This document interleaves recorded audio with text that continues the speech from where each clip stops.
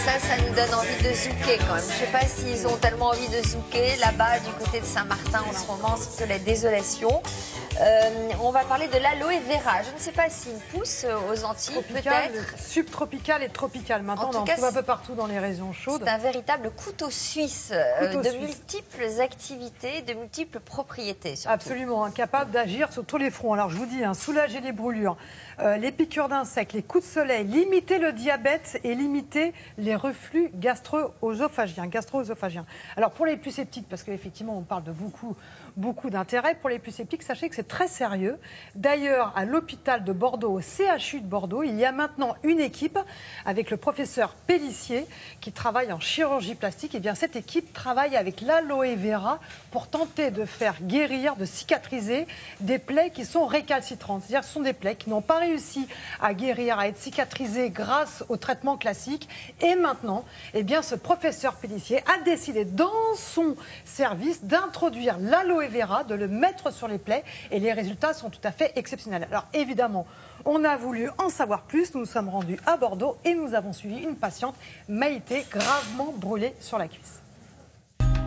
Aujourd'hui, Maïté se rend au CHU de Bordeaux pour une consultation très particulière, se faire soigner grâce à une plante exotique. Après une brûlure sévère et l'échec des soins classiques, l'équipe médicale lui a proposé de miser sur les pouvoirs exceptionnels de l'aloe vera pour tenter enfin une guérison.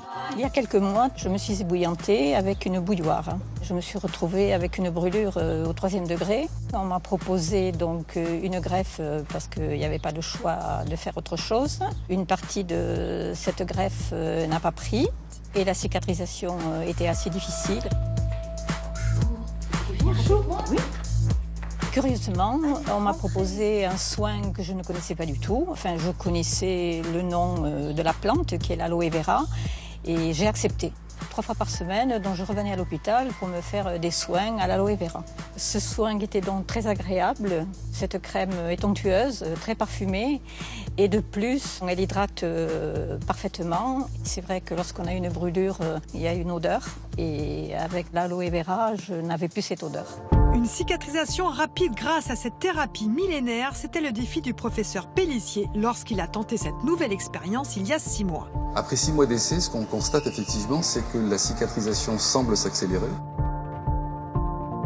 Les pansements sont remarquablement indolores, c'est-à-dire que le changement de pansement est très confortable pour le patient. Et on a également une réduction de l'inflammation de la plaie elle-même, mais surtout des tissus autour de la plaie, ce qui permet une meilleure cicatrisation.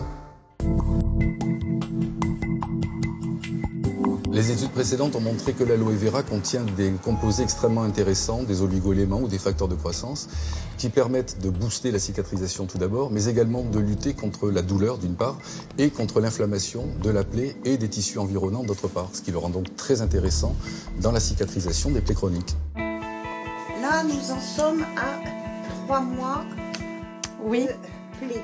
Oui. Et ça fait 3 semaines que nous ne nous sommes pas vus. Oui. Mais c'est guéri. Maintenant, je l'utilise régulièrement pour mon corps et puis pour tous les petits bobos qu'on peut avoir, c'est-à-dire une piqûre, un bleu, etc. quoi. Alors, Sophie, ça ressemble à un cactus, ça n'a rien... Vous ne montrez pas un couteau comme ça, c'est impressionnant.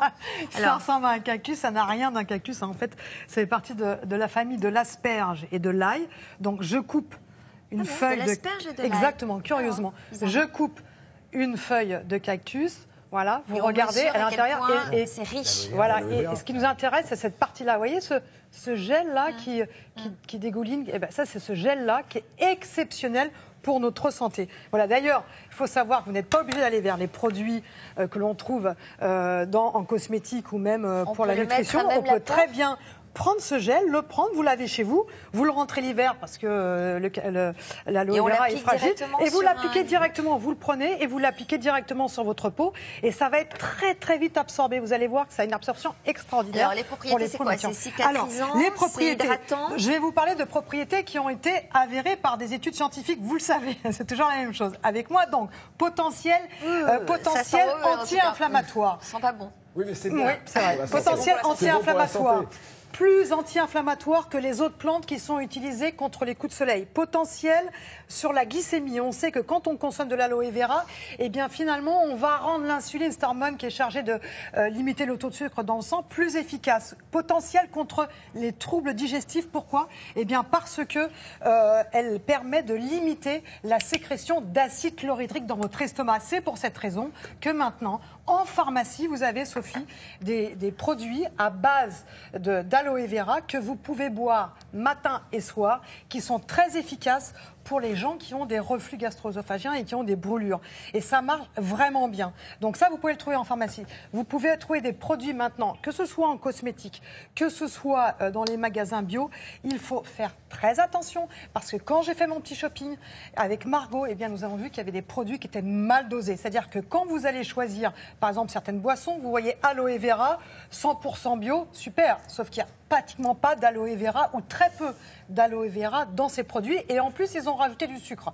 Donc, pas d'intérêt. Il faut aller vers des produits de très bonne qualité où vous voyez qu'il y a un minimum 80% d'aloe vera et quand ils ont respecté le process de fabrication pour avoir des bons nutriments dedans. Donc ça, c'est important. Et puis là, pour les peaux matures, pour la beauté, pour hydrater les mains. Et ça, c'est pour la santé. Alexandre.